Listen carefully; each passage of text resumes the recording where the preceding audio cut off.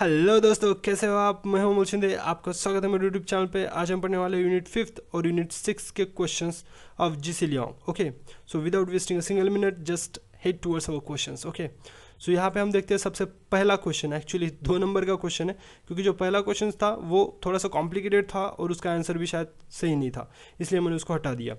देखते हैं यहाँ पे सेकंड क्वेश्चन, हमारा रीजन दिया हुआ है और डेनुडेशन एजेंट दिया हुआ है, sorry for that one. Okay, so यहाँ पे टेम्परेट लेटीट्यूड जो है वहाँ पे कौन सी चीज़ें अफेक्ट करती है जो इरोजन होने के लिए, that is denudation agent. Okay, तो ग्लाशियर एंड स्नो टेम्परेट लेटीट्यूड में ऑब्वियसली, क्योंकि अगर यहाँ पे ट्रॉपिकल दिया होता तो मतलब इक्वेटोरियल दिया होता या फिर ट्रॉपिकल दिया होता तो ऑब्वियसली ये चीज़ें अफेक्ट नहीं करती थी। ओके, सो ये आंसर हमारा करेक्ट है। देन कॉस्ट लाइन है, तो कॉस्ट लाइन में जो है वो वेव्स जो है वो डेनुडेशन एजेंट है। कॉस्ट लाइन में ऑब्वियसली डेनुडेशन एजेंट ही रहेगा। देन डेजर्ट्स में विंड होना चाहिए, तो यहाँ पे टेम्परेचर दिया हुआ है, so that will be the wrong answer. Okay, so हमारा आंसर है यहाँ पे that is B 1 and 2। Okay, देख सकते हो आप यहाँ पे 1 and 2, that is temperate latitude, glacial and snow, and coast line that is waves. Okay, then last देखिए यहाँ पे डेजर्ट जो है वो विंड के लिए, दैट इज व्हाट, डेजर्ट पे जो है विंड अफेक्ट करता है। ओके, सो उसकी वजह से डेनुडेशन होता है। Denudation is general lowering of the earth surface. जब अर्थ सरफेस की लोअरिंग होती है, फॉर एग्जांपल ये अर्थ है, उसका इरोजन होते चला जाता है उस, और उसके ऊपर जो एजेंट्स अफेक्ट करते हैं उनको डेनुडेशन एजेंट बोला जाता है। ओके, तो that is what denudation. Consider the following statements. Denudation में इरोजनल एजेंट में थोड़ा सा ही फर्क है, ज़्यादा फर्क नहीं है, सो आप उसको देख लीजिए बुक में। Consider the following statements. Gorges are formed where the rocks are resistant, obviously correct answer है। Canyons are formed in the arid regions of the valley, अगर आप पढ़ोगे बुक में एज इट इज आंसर दिया हुआ है। Okay, सो explanation में भी पता ही चल जाएगा हमको। यहाँ पे आंसर है C, that is both 1 and 2। So where the rocks are very resistant, the valley is so narrow, the steep side that gorges are form. For example, ये बहुत ही ज़्यादा ये होता है, रेजिस्टेंट होता है। ओके, और ये वैले है फॉर एग्जाम्पल, या इस तरफ भी रॉक है, सो ये जो है वैले जो है वो स्टीप होगी। ओके, स्टीप होगी ऐसे मतलब उसकी हाइट ज़्यादा होगी। ओके, वहाँ पे जॉर्जेस फॉर्म हो जाएंगे। Resistant rock, narrow valley and steep, that where that is gorges are form. Then in arid region सब में ऐसा होता है कि where there is a little rainfall to widen the valley sides, precipitous valley called canyon are form. Okay, तो यहाँ पे ऐसा होता है कि लिटल रेनफॉल होता है और वैले जो है वो वाइडन होती है, तो वहाँ पे जो है वो कैनन फॉर्म होता है। क्या होता है फॉर्म? कैनन फॉर्म होता है, that is important. Okay, which of the following influence the formation of the deltas, कौन कौन सी चीज़ें हैं जो डेल्टा के फॉर्मेशन के लिए इन्फ्लुएंस करेंगी? That is tide, current, wave, rate of sedimentation, as it is दिया हुआ है। ओके, तो यहाँ पे हम एक्सप्लेनेशन में पढ़ने वाला है, that is 1, 2, 3 and 4 is the answer. Tide जो है, current, wave, rate of sedimentation influence the formation of the deltas. Okay, यहाँ पे थोड़ा सा थिंक करो। ओके, कि किस तरीके से tide, current, waves, rate of sedimentation जो है वो डेल्टा के फॉर्मेशन के लिए मदद करता है। ओके, या फिर कोई अच्छा सा वीडियो देख लो। Consider the following statements. The main work of the river is deposition, obviously the main work of the river is deposition. Also building of the beds, ऐसा कुछ तो है। और तीसरा एक रीज़न है, 3 रीजन है। Delta do not obstruct the river flow, obviously यार डेल्टा जो है वो ऑब्स्ट्रक्ट करेंगे इसको रिवर फ्लो को, क्योंकि डेल्टा में होता क्या है कि एलुवियल प्लेन बना देता है। एलुवियल प्लेन अगर बना देता है तो उसकी वजह से पानी जो है वो जो क्रॉस करना बहुत मुश्किल हो जाता है, that is what it obstruct the river flow, so that will be the wrong answer. Okay, so यहाँ पे देख सकते हैं हम, आंसर इज हमारा A, that is delta obstruct the river flow, सीधा सीधा दिया है। Due to the obstruction caused by deposited alluvium, obstruction जो है वो क्यों होता है? डिपोजिटेड एलुवियम की वजह से होता है। The river discharges its water through its distributaries, the work of the river is mainly, देखिए deposition, building up its bed and forming extensive flood plains. 3 बहुत इंपॉर्टेंट है इसके, मतलब मेन वर्क है। For example, building up of its bed, forming extensive flood plains and deposition. The next, consider the following statements. Estuaries are more suitable for large ports than deltas. Estuaries जो है वो ज़्यादा suitable है for large ports than deltas, correct है। And rivers are use to export bulky goods, import food stuffs and raw materials. ये तो पता ही है, हमेशा रिवर में से ये सब चीज़ें जो है वो एक्सपोर्ट होती रहती है। So that is the answer C, both 1 and 2। Okay, so यहाँ पे एक्सप्लेनेशन दिया हुआ है, by depositing large quantities of sediments in the lower course, sediments की बहुत सारी क्वांटिटीज लोअर कोर्स में जो है वो डिपॉजिट की जाती है। रिवर सिल्ट अप, ब्लॉक कर देती है पोर्ट को, preventing large steamers anchoring close to the shore. Okay, so मतलब एंकरिंग नहीं कर सकते हैं जो स्टीमर्स होते हैं वो, मतलब स्टीम इंजन्स वाले जो भी होते हैं वो एंकरिंग नहीं कर सकते वहाँ पे। So that is the explanation for this one. Okay, then next, which of the following is true about the physical weathering in desert. क्या चीज़ सही है फिजिकल वेदरिंग इन डेजर्ट, मतलब yes physical weathering in desert के लिए क्या चीज़ सही लग रही है आपको यहाँ पे। Okay, so crucial physical weathering in desert is repeated wetting and drying of the rocks. So crucially physical weathering किस तरीके से होती है डेजर्ट में, wetting and drying of the rocks, correct है, क्योंकि वहाँ पे टेम्परेचर बहुत होता है, रेनफॉल अगर हुआ भी तो क्विकली जो है वो रॉक जो है वो ड्राई हो जाएगा, rock dry very quickly in the desert after rain, यहाँ पे सेम है। सो आंसर इज हमारा C, both 1 and 2। Crucial physical weathering in desert, okay, is repeated wetting and drying of the rock, उसकी वजह से जो रॉक ब्रेक हो जाता है। Repeated wetting and drying of the rock is important as temperature changes in mechanical weathering. Okay, so it's one type of mechanical weathering, we can say that. Then mass movement of weathered material are due to, mass movement जो है weathered material का वो क्यों होता है। So gradient of the slope, तो किस तरीके से स्टीप बना हुआ है, that is what gradient of the slope। okay, weight of the weathered debris, कितना उसका weight है, फॉर एग्जाम्पल ज़्यादा बड़ा होगा तो ज़्यादा फास्ट जाएगा नीचे। ओके, मॉइस्चर भी बहुत इंपॉर्टेंट है। सो तीनों की तीनों जो है वो इंपॉर्टेंट है यहाँ पे। सो answer is D, that is 1, 2 and 3, gradient of the slope, weight of the weather debris and moisture। okay, so moisture supplied by rain water fasten the mass movement। अगर moisture को रेन वाटर का जो है वो support मिल जाता है तो वो बहुत फास्ट कर देता है मास मूवमेंट को। Landslide are caused by, landslide क्यों होती है, किस वजह से होती है लैंडस्लाइड। अर्थक्वेक और वोल्केनिक डिस्टर्बेंसेस, ऑब्वियसली अगर ये सरफेस है हमारा, इसको अगर धक्के दिए जाएंगे नीचे से ऑब्वियसली, तो ये जो फॉर एग्जांपल ये साइड है, रियली सॉरी फॉर दैट, ये स्लाइड है, तो ये इस तरीके से हमारे जो है रॉक्स नीचे गिर जाएंगे। मैन मेड स्टिपनिंग, अगर मैन मेड स्टिपनिंग है इस तरीके से तो वो भी। Then lubricating action of the water, ये बहुत इंपॉर्टेंट है, मास मूवमेंट के लिए lubricating action of the water बहुत इंपॉर्टेंट है। ओके, सो तीनों के तीनों हमारे यहाँ पे आंसर सही हो जाएंगे, दैट इज डी, लैंडस्लाइड क्यों होती है, ये 3 रीजंस यहाँ पे सीधे सीधे गिवन है। Then it may also caused when the steep slope undercut, okay, for example ये स्टीप स्लोप है, यहाँ से अगर कोई ऐसे नदी गुजरती है, ओके, सो उसकी वजह से जो है वो वहाँ पे लैंडस्लाइड होने के चांसेस है। But later landslide are caused by lubricating action of the rain water, लेकिन अगर इसमें से पानी गिरता है फॉर एग्जांपल, तो उसकी जो एक्शन होती है लुब्रिकेटिंग एक्शन जो रेन वाटर, उसकी वजह से भी बहुत ज़्यादा लैंडस्लाइड होने के चांसेस होते हैं। Consider the following statements, in dry climate little moisture percolates into the ground. Obviously देखिए अब कंसिडर करते हैं कि हमारे पास ड्राई क्लाइमेट है, ओके, बहुत ही ज़्यादा ड्राई क्लाइमेट है, तो उसकी वजह से होगा क्या कि ये सरफेस है, सरफेस पे अगर पानी गिरेगा भी तो वो जल्दी से जल्दी इवेपोरेट होने की कोशिश करेगा और इवेपोरेट हो जाएगा।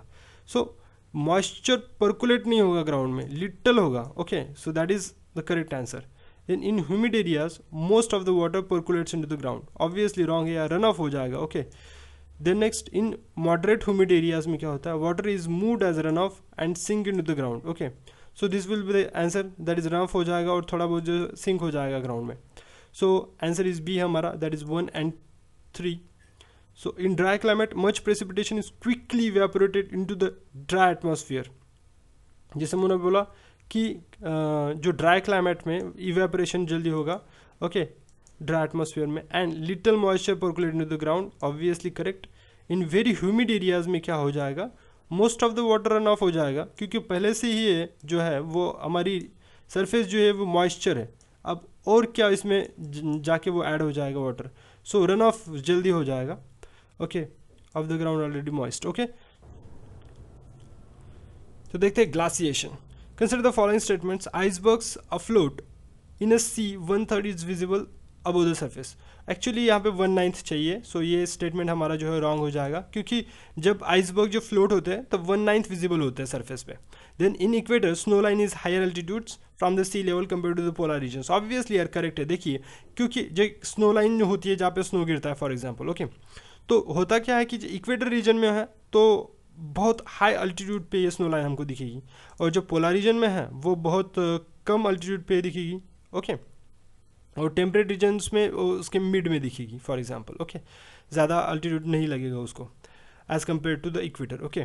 सो यहाँ पे देख सकते हैं हम, हमारा answer is 2, that is B is the answer, that is equator snow line वगैरह, ओके। यहाँ पे 1/9 है इसलिए वो आंसर रॉन्ग है।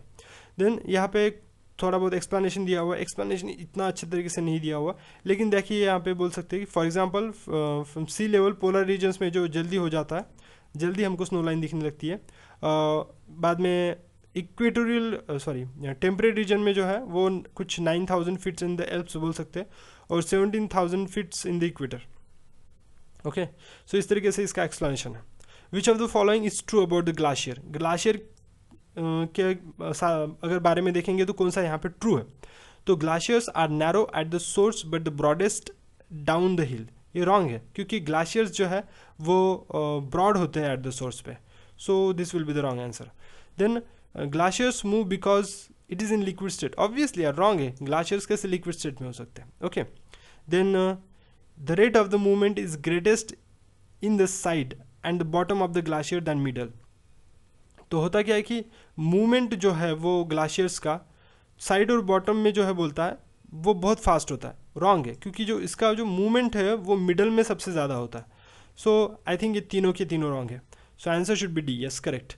सो दो glaciers are not in liquid state, यहाँ पे लिक्विड स्टेट में नहीं रहते हैं, due to the continual pressure from the accumulated snow above it moves, तो होता क्या है कि प्रेशर होता है उसके ऊपर, कंटिन्यूअल प्रेशर होता है एक्यूमुलेटेड स्नो अबोव, उसके ऊपर जो स्नो होता है उसकी वजह से कंटिन्यूस प्रेशर रहता है, उसकी वजह से वो मूव होते हैं। Then rate of the movement is greatest in the middle, अभी अभी बोला जिसकी मिडल पे बहुत ज़्यादा ग्रेटेस्ट मूवमेंट होता है उसका, बट लिटिल ऑब्स्ट्रक्शन, क्योंकि वहाँ पे लिटिल ऑब्स्ट्रक्शन होता है, अगर साइड में देखेंगे आप, साइड में से अगर मूव हो जाएगा वो, तो ये ऑब्स्ट्रक्शन होगा उसको यहाँ पे, ओके, ऐसे जाके तो ये ऑब्स्ट्रक्शन हो जाएगा उसको। The side and the bottoms held back by little friction in the valley, that is the अभी अभी जो मैंने बोला। Consider the following statements, glaciation give rise to erosional features in the highlands, glaciation जो है इरोजनल फीचर्स देता है highlands में, करेक्ट है। Then glaciation give rise to depositional features in the highland, so erosional features देता है highland में ग्लासिएशन, और डिपोजिशनल फीचर देता है लो लैंड में, करेक्ट है, हाईलैंड से लेके लो लैंड में, ओके, ऐसा जाता है for example, so both correct. Then erosional and depositional features are mutually exclusive in glaciation. Erosional और exclusive नहीं होते, क्योंकि जब glaciation होता है तब erosion और deposition जो है वो साथ में ही होते रहते हैं, so that is the wrong answer, okay. Then यहाँ पे बोल सकते हैं हमारा answer is B 1 and 2. erosion glaciation में जो है erosion highland में होता है, और glaciation में deposition जो होता है वो lowland में होता है। सो ये एक्सप्लेनेशन यहाँ पे, erosional and depositional features are not mutually exclusive in glaciation, exclusive नहीं रहते म्यूचुअली, ओके, सेपरेट नहीं रहते, एक ही साथ में होते हैं। Then because glaciers means erosion and deposition बोल रहा हूँ मैं, but because glaciers plays a combined role of erosion, deposition and transportation throughout its course, so तीनों भी चीज़ें इरोजन, डिपोजिशन और ट्रांसपोर्टेशन जो है वो साथ में ही होता है। Which of the following determines the rate of erosion of glaciers? देखिए velocity of flow, obviously, weight of the glacier, gradient of the slope and geological structure of the valley. Okay, so चारों के चारों है, so rate of erosion जो है glaciation में वो determine करता है, so हमारा answer will be the D. Rate of erosion of the glacier depends on velocity of the flow, weight of the glacier, gradient of the slope, geological structure of the valley. Consider the following statements. Glaciers in main valley is eroded less than glaciers in the tributary valley.